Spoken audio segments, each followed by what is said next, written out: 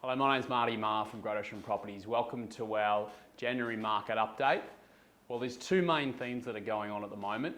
One is psychological and one is environmental, and I'll explain both those to you.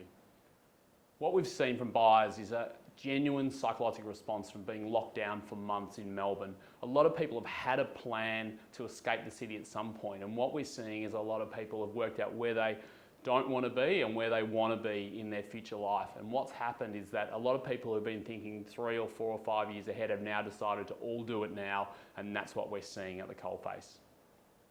From an environmental point of view, we're not talking about climate change. What we're talking about is the economic environment we find ourselves in that allows people to make these moves. So firstly, money's very cheap. And with the recent relaxation of the responsible lending laws, that's helped money become available, and people are certainly accessing at that. So the big thing that's probably allowed people to justify a purchase outside the city is Zoom and the death of the bums on seats mentality with employers. So now people are saying, well, if they're not going to move full time, they can at least have potentially a 4-day weekend every weekend with a couple of days working from their beach house with their employer's blessing. And that's been a massive justifier for people to be able to go and purchase that dream coastal property. And we're certainly seeing a lot of that day to day. Further to that, there's an element of everyone does what everyone else does at the same time. We are herd animals, we are social animals, so we tend to follow what other people are doing. And when other people are buying, we tend to be at least open to the opportunity or think we may be missing out.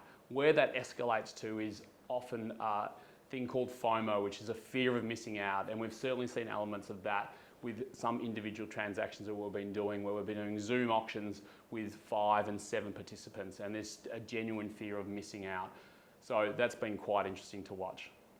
So the clear message to property owners is that if you are thinking of selling in the next year or two, now is probably the time to do it, simply because the amount of buyers in the market who are very active at the moment.